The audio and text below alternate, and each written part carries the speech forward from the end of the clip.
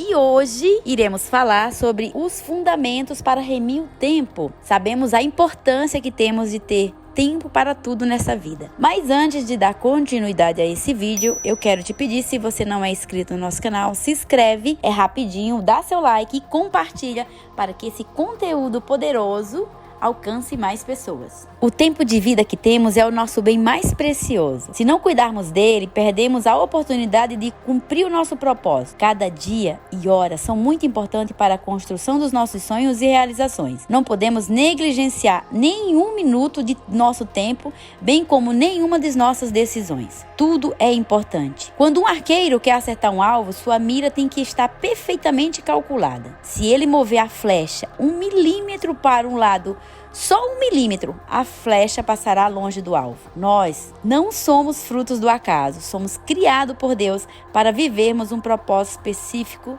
E isso está em Salmo 139, 14 e 16. E olha só o que está escrito. Graças te dou, visto que por modo assombrosamente maravilhoso me informaste.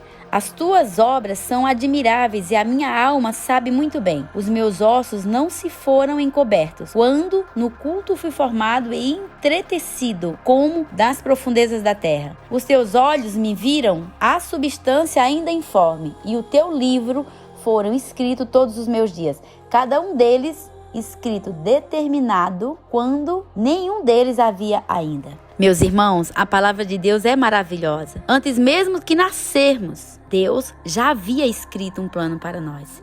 Deus nos ama e Ele entregou seu Filho Jesus para morrer por nós. Mas mesmo assim, não nos obriga a buscá-lo e amarmos em seus caminhos.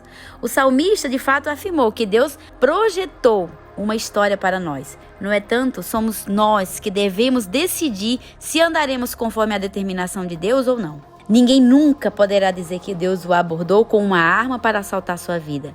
Será que Deus teria uma história ruim ou mediana para nós? Sendo um Deus grande, não projetaria uma história e um legado de valor para nós? O que você vê quando lê as histórias dos homens de Deus na Bíblia? Eu percebo somente a história com legado. E você? E aí, meus irmãos, como Deus não nos obriga a seguir um caminho, precisamos tomar umas decisões por nós mesmos. Tal decisões, elas começam quando entregamos os nossos caminhos nas mãos do Espírito Santo. Veja as instruções bíblicas contidas em Tiago 4, 13 e 15. Ele fala assim, Andei agora vos que dizeis, hoje ou amanhã ireis para a cidade tal, e lá passaremos um ano, e negociaremos e teremos lucros.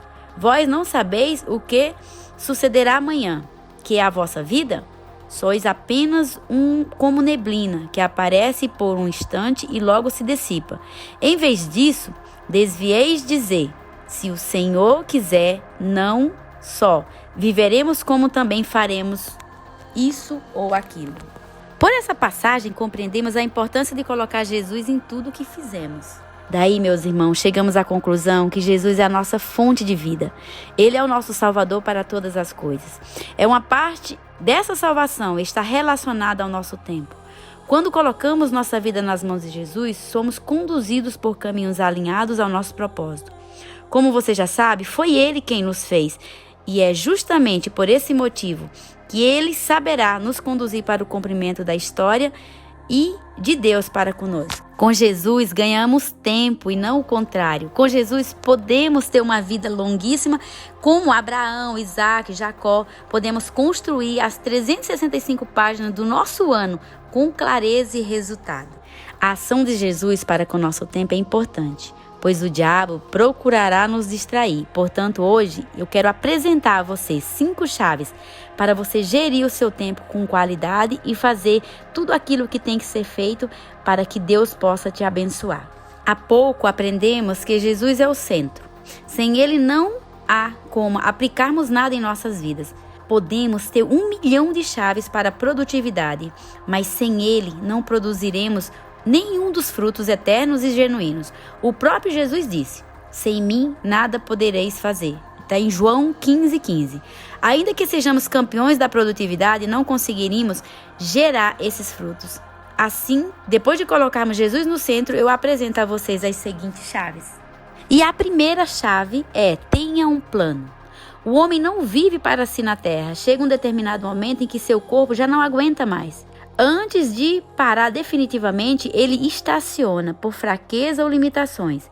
É bem provável que depois dos 70 anos, como diz a palavra de Deus, tudo se torne enfadado. Sendo assim, você precisa entender que cada dia que passará é menos um dia da sua vida. Então, para remir bem o seu tempo, você precisará de um plano. Isso mesmo, você terá que pegar uma caneta e um papel e traçar um plano bem definido para as suas ações. E aí eu quero saber de você, quais são os seus planos para o seu futuro? Quais as próprias etapas da sua vida? Quando tirará aquele projeto do papel? Você, mulher, homem também que nunca se casaram, quando se casará? Quando terá filhos, mulheres que não têm filhos? Quando terminará os estudos? Quando concluirá aquele curso? Quando montará aquela empresa que está no papel? Para agora, para esse mês, para esse resto de ano, você está fazendo aquilo que você planejou no final do ano? Olha só, meus irmãos, quando Jesus veio à Terra, ele tinha um plano definido e muito bem traçado. Por este plano, ele conseguiu vencer as propostas das distrações. Mesmo diante de ótimas tentações e propostas, ele se manteve fiel ao plano original que Deus deu para ele. E você? O segundo fundamento é estabeleça as prioridades. Depois de criar um plano de ação, estabeleça suas prioridades. Para fazer isso, você precisará definir todas as ações que cooperam com seus planos. Você quer crescer financeiramente? Então, economizar pode ser para você uma prioridade. Você quer se casar? Quer viajar? Almeja ter autoridade no mundo digital? Você entendeu que quando traçamos planos, automaticamente precisamos definir nossas prioridades? De fato, precisamos nos afastar de todas e qualquer ação ou prática que nos tire da rota dos nossos planos. O terceiro fundamento é: nem tudo o que chega até nós é trazido por Deus. O diabo também nos oferece boas coisas. No Velho Testamento encontramos histórias de Abraão. Certa vez ele foi abordado pelo rei de Sodoma. Esse rei queria apresentá-lo por sua ação em favor do seu povo. A palavra de Deus nos mostra que Abraão rejeitou essa oferta. Ele fez isso pois discerniu que seu testemunho como homem de Deus seria prejudicado. Afirmou que não queria pessoas dizendo que o rei de Sodoma, que em figura é o diabo, o estava enriquecendo. Em outras palavras, Abraão rejeitou ser rico pelas mãos do rei de Sodoma para prosperar segundo as riquezas que Deus já havia concedido a ele.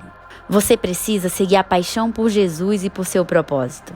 Antes de aceitar qualquer proposta, precisará alinhá-la diante de Jesus e do seu propósito. Imagine que você receba uma ótima proposta de emprego, mas para ter o cargo precisará fraudar alguns documentos. Diante de uma proposta como essa, você deve pensar: será que fere minha paixão por Jesus? Ele ficaria satisfeito? Essa oportunidade está alinhada ao meu plano? Meu irmão, Jesus perseguiu sua paixão, que era de fazer a vontade de Deus. Por isso, não aceitou a proposta do diabo no momento das tentações, nem a coroação como rei de Jerusalém, que está em João 6, 14 e 15. Está escrito: vendo, pois, o homem, o sinal que Jesus fizera, disseram: este é verdadeiramente o profeta que devia vir ao mundo. Sabendo, pois, Jesus que estavam para vir, com o intuito de arrebatá-lo, para o proclamarem rei, retirou-se novamente e sozinho para o monte. Devemos ser fortes, meus irmãos, para não cair na tentação e não sair do nosso eixo, sair do nosso ponto de equilíbrio. Assim como Jesus fez, ele foi forte, ele foi corajoso, porque ele sabia qual que era o propósito de vida dele. Eu sei que depois de ler esse texto, uma confusão se instala em nossa cabeça. Eu digo isso pois todos sabem que Jesus veio para ser rei, não é mesmo? Mas quando isso estava prestes a acontecer, ele fugiu, porque ele sabia que aquela proclamação não era a que Deus queria para ele. Jesus seria rei, mas da forma que Deus traçou para ele. A vida é muito detalhada. Às vezes a proposta até se conecta com a nossa paixão por nossos sonhos, mas se não se conectar com a nossa paixão por Jesus, ela deverá ser abandonada. O quarto fundamento é: proteja seus planos e prioridades. Meus irmãos, todos os dias somos empurrados contra a parede por milhares de boas propostas. É só abrirmos o computador e o celular para encontrarmos a solução de todos os nossos problemas. E tudo isso por um preço muito baixo e dividido em dezenas de vezes. Além disso, há sempre um novo e maravilhoso projeto a seguir, pois são milhões de pessoas que apresentam suas ideias de sucesso, que dizem que faturam milhões de reais. Tudo isso é um teste para os nossos planos e prioridades. Jesus foi tentado a sair dos seus planos por causa da fala de um amigo próximo. Por isso, meus irmãos, devemos guardar os nossos planos e projetos com toda a força. Não devemos deixar que uma cópia nos leve a uma mudança de planos repentino. Não devemos e não podemos deixar que influências simplesmente nos dominem. Mesmo que tenha uma ideia extraordinária do século, pode até ser a melhor ideia do mundo, mas não é a sua ideia, você entende? O quinto e último é identifique o seu valor. Quando não nos damos o verdadeiro valor que temos, nos aceitamos qualquer coisa, vivemos à mercê das circunstâncias, à mercê das ideias alheias, daquilo que nos impõe. E eu quero hoje falar para você que isso é um fundamento que você tem que colocar na sua vida como uma regra. Você precisa olhar para você, se reconhecer como filho de Deus, olhar para a história de Jesus e se conectar com a sua vida inteira.